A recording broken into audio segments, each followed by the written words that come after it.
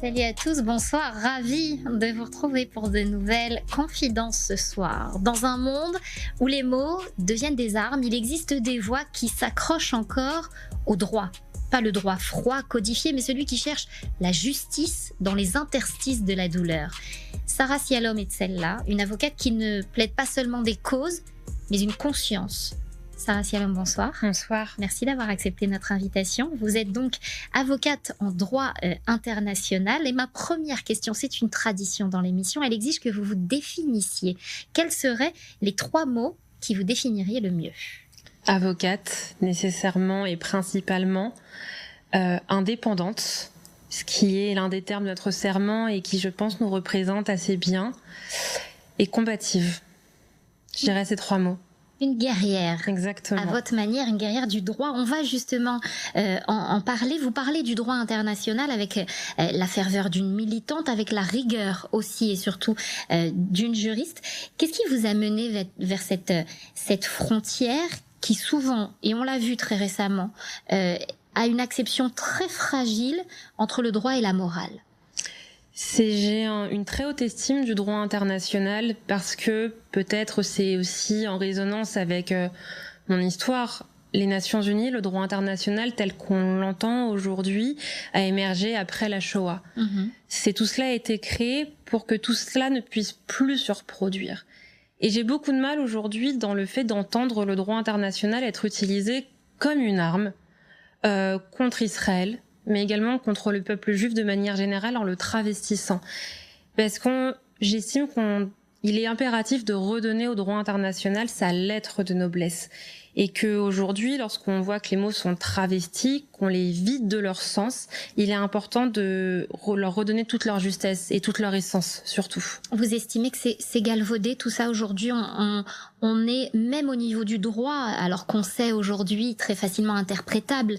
Il y a des concepts qui sont inversés, qui sont galvaudés. Totalement, à commencer par le terme de génocide, qui est le crime des crimes, et que ce soit la Cour internationale de justice, dont on a beaucoup entendu parler, ou la Cour pénale internationale, ces 2 juridictions s'efforcent de se faire comprendre à quel point il s'agit d'un crime à part. Et puisque c'est un crime à part, il y a des standards extrêmement élevés pour qu'on puisse les caractériser. Et aujourd'hui, on utilise le terme de génocide pour des situations qui n'en sont pas. Et malheureusement, alors c'est une citation de Camus, mais mal nommer les choses, c'est rajouter au malheur du monde. Et c'est très important pour la postérité qu'on comprenne ce qu'il s'est passé dans un cadre de conflit armé. Et à utiliser le terme de génocide pour ce qui est en réalité un conflit armé, une guerre, c'est vider de sa substance ce terme-là, et malheureusement, pour les situations qui sont véritablement des génocides, eh bien cela vient un peu amoindrir la réalité de ces théâtres-là. Et c'est quelque chose qui, moi, en tout cas, me gêne énormément. Et ça vous gêne sur toutes les scènes, sur tous les différentes scènes de guerre auxquelles on a pu assister ou auxquelles on peut assister aujourd'hui, parce que vous êtes beaucoup prononcé sur la guerre à Gaza, mais pas seulement, le Rwanda, le Congo, énormément de pays où vous vous occupez d'une façon individuelle, mais aussi d'une façon nationale, à ce que justement ces mots ne soient pas galvaudés et que chaque chose soit remise à sa place. Vous avez tout à fait raison. J'interviens dans les procès en France en lien avec le génocide des Tutsis au Rwanda. Et c'est des procès d'ailleurs qui se tiennent encore aujourd'hui. Il y avait un procès il y a encore quelques semaines.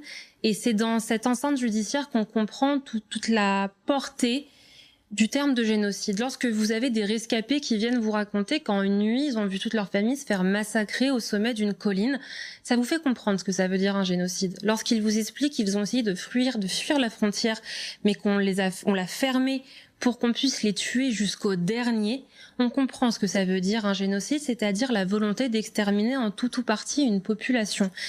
Et lorsque ces gens viennent avec leur courage raconter ce que veut dire le génocide pour eux, c'est venir essuyer le sang de vos proches après les massacres, parce que le terme de génocide, ça, il ne le dit pas. Vous avez du mal lorsque, même pour des situations aussi dramatiques soient-elles, mais qui sont malheureusement le lot de la guerre, parce qu'il faut le rappeler, venir utiliser ce terme-là, c'est extrêmement compliqué. C'est comme vis-à-vis du Soudan. C'est important de le rappeler, la seule situation sous enquête à la Cour pénale internationale pour génocide, c'est le Soudan. C'est la seule, c'est l'unique, et ça montre encore une fois toute la gravité de ce terme. Lorsque on vient amoindrir la portée de ce mot génocide, on comprend moins ce qui se passe au Soudan. Parce que c'est encore une fois donner l'impression que dès que vous avez un nombre important de morts, eh bien, il y a génocide. Ce n'est pas le cas. C'est cette intention spécifique qui vient distinguer le génocide des autres crimes. Mmh.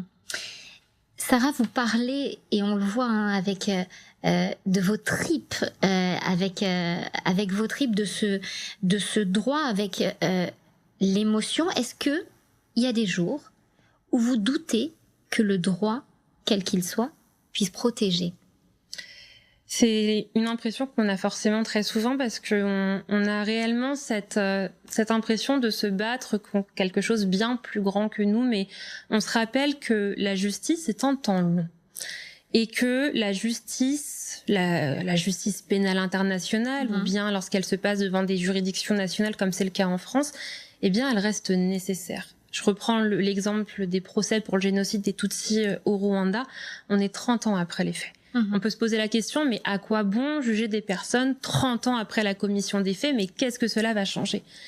Lorsque vous parlez aux rescapés ou aux descendants de rescapés, il y a un véritable rôle à ces procès, notamment pour les femmes, pour qui c'est la seule enceinte où elles parleront de leur viol, par exemple. Elles n'ont jamais parlé de leur viol, mais le fait qu'une cour les écoute, ça leur donne le courage, parce qu'il en faut, de raconter ce qu'elles ont vécu, de ce qu'elles ont vécu aux barrières. En France, va bientôt s'ouvrir le procès de Roger Lumbala, qui est accusé de crimes contre l'humanité, de crimes de guerre dans le cadre de la guerre au Kivu. Eh bien, ces femmes-là auront leur place pour raconter les exactions qu'elles ont vécues, beaucoup de violences sexuelles, parce que de toute manière, la question des violences sexuelles en temps de guerre est un sujet véritablement un sujet de bataille, parce qu'il est important de comprendre ce qu'il se passe. C'est ce qui s'est passé d'ailleurs le 7 octobre sur la question des viols commis par le Hamas à l'encontre des femmes israéliennes. C'est l'enceinte judiciaire permet de donner leur place aux rescapés, de comprendre ce qu'il s'est passé, et ça ne viendra pas ramener les morts parmi nous, mais c'est ramener de la rationalité à des crimes qui en sont totalement dépourvus, et c'est très important. On va faire une petite pause dans cette interview pour aller un petit peu plus personnellement creuser ce qu'il y a au fond de vous. Est-ce que vous connaissez, Sarah, le questionnaire de Bernard Pivot? J'ai bien peur d'être un peu trop jeune pour ça. Et ben justement, vous allez le rencontrer, ce questionnaire. C'est parti.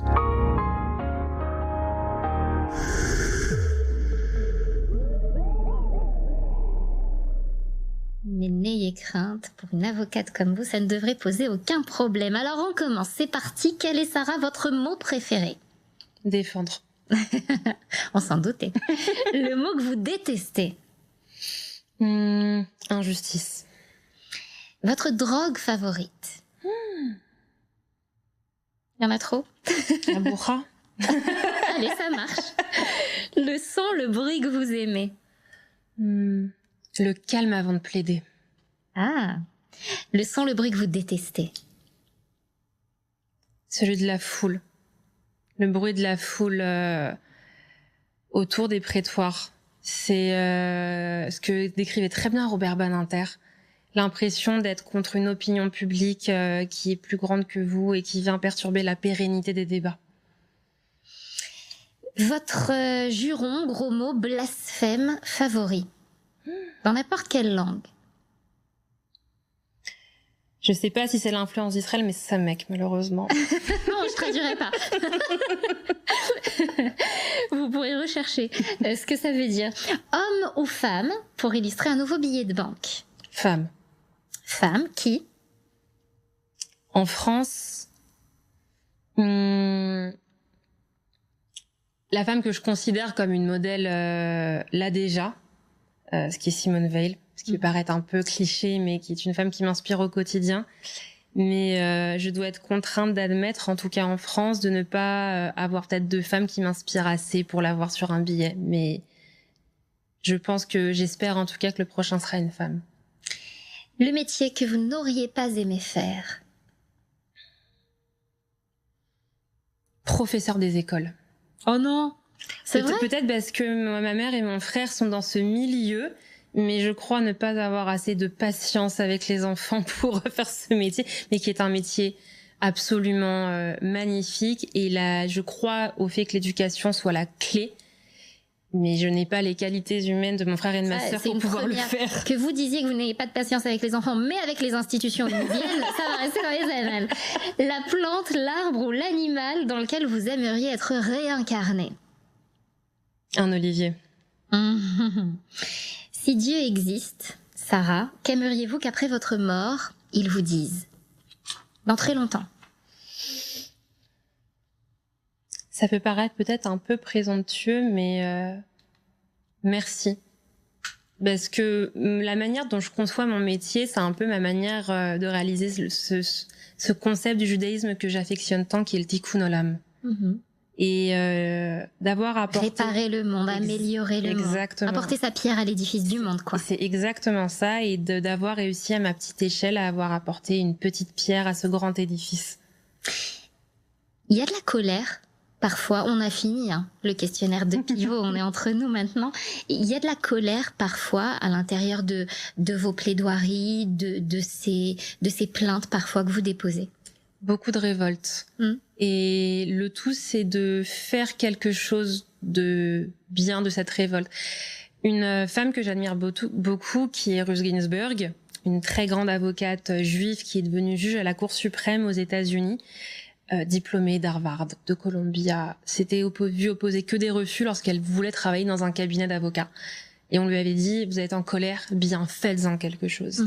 Et je pense qu'il y a des colères qui méritent justement d'être traduites, parce que s'indigner de choses, c'est important, mais la colère, de l'indignation, juste pour la colère ou l'indignation, pour moi, c'est inutile. Donc beaucoup de révolte.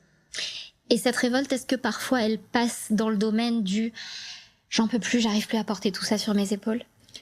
Parce que c'est des images, j'imagine, auxquelles vous êtes confrontés, c'est des histoires complexes que vous devez entendre quand on parle de ces génocides, de ces viols de masse commis, etc. Je vais vous raconter une anecdote qui me porte dans les moments compliqués. C'est une plaidoirie que j'ai faite où je défendais des partis civils l'année dernière. Et je plaidais la question des violences sexuelles dans ce génocide pour que les jurés comprennent ce qui s'est passé. Ce que ça veut dire un génocide et comment les violences sexuelles ont eu un rôle absolument prépondérant. Et j'ai plaidé les violences sexuelles. Et j'entendais ces femmes en sanglots dans le public, des rescapées qui n'étaient même pas forcément mes clientes. Et j'ai senti la force de ces femmes quand je plaidais. C'était une plaidoirie très émouvante. Je me suis retournée et j'ai vu toutes ces femmes qui sont arrivées vers moi et qui m'ont dit « Maître, merci, merci, moi aussi, moi aussi ». Et ça venait récompenser toutes ces heures de travail, toutes ces nuits blanches, de se dire « J'ai pu faire mon métier dans ce qu'il a de plus beau, c'est être la voix de ceux qui n'en ont plus ».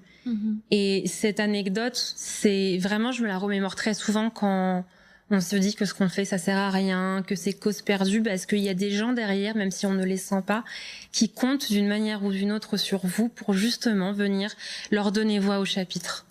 Et c'est un peu là où vous en voulez, entre guillemets, à Israël, de pas suffisamment avoir mené cette guerre sur le front juridique, de l'avoir menée sur le terrain, de l'avoir menée ou pas, c'est aussi une question sur le front médiatique, mais de pas la mener suffisamment sur le front juridique. Tout à fait.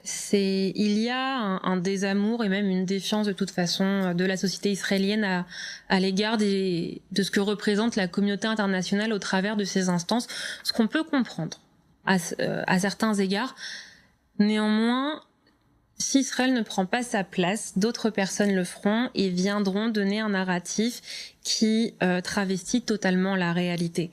Malheureusement, lorsqu'on regarde qu'Israël n'a pas envoyé d'équipe de défense à toutes les audiences à la Cour internationale de justice, on ne pouvait pas s'attendre à avoir autre chose que des jugements en défaveur, parce que les absents ont toujours tort.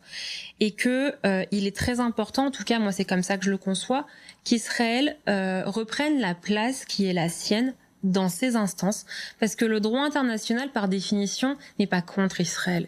Dans les traités auxquels d'ailleurs Israël est parti, qu'Israël a ratifié, il n'y a pas un positionnement anti-israélien. Le problème, c'est l'interprétation qui en est faite. C'est ça, c'est ce que vous me disiez, excusez-moi de vous interrompre, quand on préparait cette émission, vous me disiez qu'en réalité, certains arrêts rendus par la Cour internationale de justice sont pas forcément si véhéments à l'égard d'Israël, en tout cas pas comme les journalistes peuvent l'interpréter ou peuvent en faire des gros titres. Totalement. C'est quand Israël a décidé d'être présent, d'envoyer une équipe de défense. On pense notamment à l'affaire menée par l'Afrique du Sud contre Israël. Lorsqu'on regarde le détail de ces jugements, ils ne sont pas si hostiles à Israël que ça. Ils auraient être bien plus véhéments, prononcer des cessez-le-feu totaux directement, ça n'a pas été le cas. Et donc en fait, on voit bien que dès qu'Israël essaye de réinvestir cette scène-là, finalement on lui donne voix au chapitre et que ça vient un peu rétablir un équilibre des forces. Vous prenez l'exemple des mandats d'arrêt parce qu'on en a beaucoup entendu parler de la Cour pénale internationale. On le rappelle, le génocide n'ayant pas été retenu au titre des crimes retenus par le parquet. Et d'ailleurs, je trouve que ça a été assez peu relevé. Le crime contre l'unité d'extermination, qui est la notion voisine du génocide, a été écarté par la Cour pénale internationale. C'est très important. Comment est-ce qu'il peut y avoir génocide s'il n'y a même pas la notion voisine du crime contre l'unité d'extermination? Et à chaque fois qu'Israël a essayé d'un peu reprendre sa place, et bien finalement, ça lui a donné raison. Et il faut aller encore plus loin. Le droit international en tant que tel, ce sont des traités. L'interprétation en droit international, c'est quelque chose de très important. C'est la jurisprudence, c'est la coutume. Si Israël ne participe pas à l'élaboration du droit, nécessairement, vous avez aux Nations Unies l'Organisation de la coopération islamique. C'est plus de 60 pays qui est ouvertement pro-palestinien, pour ne pas dire anti-israélien, qui eux ne se gênent pas pour participer justement à l'élaboration d'interprétation du droit défavorable à Israël. Et c'est très important pour moi. Je peux vous emmener sur mon île déserte? Allons sur votre île déserte. Allez, on y va.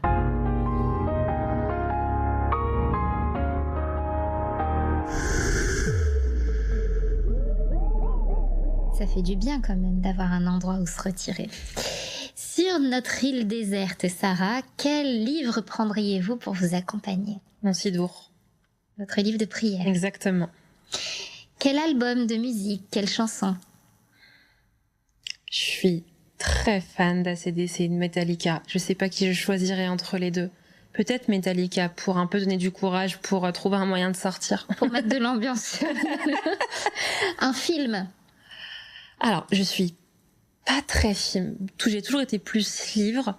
Ça va paraître très cliché. Je pense que les cinéphiles vont détester ma réponse. Mais Le Parrain, le premier opus du Parrain, qui est un film que je trouve... Peut-être c'est la figure du consigliere de leur avocat, je ne sais pas. J'ai un peu plus de déontologie quand même.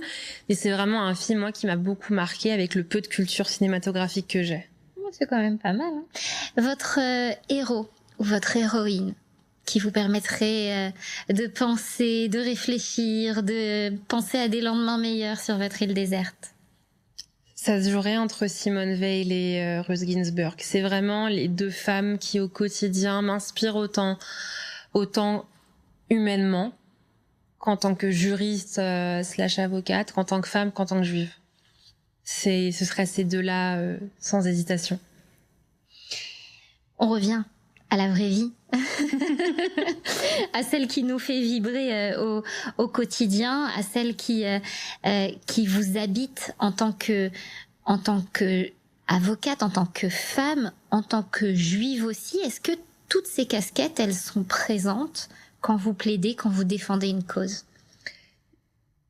La manière dont on plaide, la manière dont on défend, ce n'est ni plus ni moins que la résultante de ce que nous sommes. Et c'est vrai que dans le cas de procès en lien avec les crimes internationaux, ça résonne nécessairement parce que le peuple juif sait très bien ce que c'est d'être privé de ses droits. Parce que ce qui est très important de comprendre dans le génocide, c'est qu'on vous enlève jusqu'à votre dignité d'homme. Et que le droit, c'est ce qui vient protéger sa dignité face aux personnes qui veulent vous l'enlever. Et nécessairement, quand je plaide ces dossiers-là, il y a un écho. C'est d'essayer de venir rétablir cette justice, de venir redonner à ces personnes cette dignité dont ils ont été privés. Et c'est aussi malheureusement le lot des femmes. Hein. Il faut se dire les choses. J'ai l'honneur de défendre des femmes iraniennes et afghanes dans leur démarche en France pour être réfugiées. Et nécessairement, il y a une caisse de résonance parce que les femmes partagent ce mal, peu importe où elles sont dans le monde, d'être à des niveaux bien évidemment différents, mais d'être déconsidérées du fait de leur sexe. Et donc forcément, il y a une caisse de résonance. Le tout, c'est de savoir mettre une distance justement entre nos émotions, ce qu'on est en tant que personne, pour pouvoir faire convenablement notre travail, mais ne pas mettre une distance trop importante au risque de ne mal faire son travail. Vous saviez, et là on va peut-être s'adresser à des petites filles ou à des jeunes femmes qui nous regardent, vous saviez très tôt que vous vouliez faire ce métier-là? Dès mes 5 ans, je voulais être médecin. Et je voulais être médecin parce que ce que j'aimais dans ce métier, c'est le fait d'avoir une profession tournée vers les autres. Et d'être, alors ça peut paraître peut-être un peu égocentrique, mais de sauver la vie des gens. Et quand j'ai découvert le métier d'avocat, j'avais 14 ans parce qu'une amie à moi de la gymnastique allait en fac de droit. J'ai trouvé dans le métier d'avocat ce que j'aimais dans le métier de médecin, c'est-à-dire un métier où on est tourné vers les autres et d'une certaine manière, non pas qu'on leur sauve leur vie, mais en tout cas, on aide à leur établissement. Et avec d'autres composantes, moi, qui me passionnent dans le droit international, c'est que pour moi, le droit, c'est la traduction avec des mots du monde dans lequel on vit. Et en comprenant le droit, on comprend notre monde et avoir cette possibilité justement de faire avancer des causes qui nous apparaissent justes. Donc, dans le métier d'avocat, je trouvais ces deux composantes et c'est pour ça aujourd'hui que je suis très fière de porter cette robe. Une robe que vous portez avec ces causes que vous défendez, des causes qui desservent parfois certains intérêts. Est-ce que vous avez eu peur déjà? Est-ce que vous avez déjà eu des intimidations? Est-ce qu'il y a des choses sur lesquelles vous vous êtes censuré? Alors on a bien évidemment de toute façon le secret professionnel qui nous empêche de communiquer sur certains dossiers sensibles et de toute manière dès que vous commencez à défendre des opposants politiques, ce genre de choses, vous devez être extrêmement précautionneux sur ce que vous dites parce que ça peut toucher directement à l'intégrité physique de certaines personnes. Mais je n'ai jamais eu l'impression de me trahir et pour moi c'est une des conditions de mon exercice, c'est de ne jamais trahir qui je suis et de ne jamais plaider des choses ou décrire des choses avec lesquelles je suis en désaccord parce que je ferais tout simplement mal mon travail.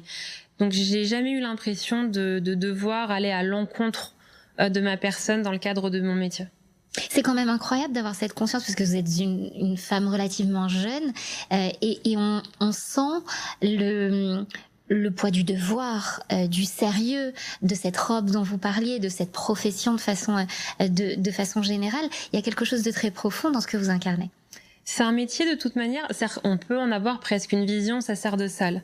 C'est le métier d'avocat, c'est quelque chose qui m'unit avec mes confrères du monde entier.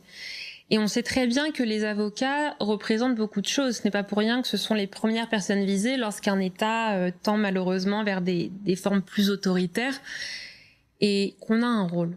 Et c'est très important, d'ailleurs c'est pour ça que notre déontologie est aussi importante, c'est qu'on doit à ce métier du respect, de la déférence. Et d'ailleurs c'est la même chose à l'endroit des tribunaux, hein. C'est le respect qui est dû aux juges. Et c'est pour ça que lorsque j'ai prêté serment, alors ça va bientôt faire 3 ans jour pour jour d'ailleurs, quand j'ai prêté serment et en levant la main droite où j'ai dit je le jure, j'ai été presque émue aux larmes par ce serment que je trouve si beau, avec des mots qui ont tellement de sens. C'est exercer sa profession avec intégrité notamment. Des mots qui engagent et on vous sent ému. Non, exactement. Et pour moi, ce sont surtout les termes de mon serment m'engagent au quotidien parce qu'il faut savoir qu'un avocat peut être poursuivi déontologiquement pour des faits commis dans la sphère privée, ce qui peut un peu étonner. Mais c'est des termes qui nous engagent au quotidien et c'est très important de préserver la noblesse de cette profession parce qu'on représente tellement et c'est surtout, on est les héritiers d'avocats tellement grands qui nous ont précédés. Sarah, il y a une boîte devant vous. On va lancer le jingle et vous allez la prendre.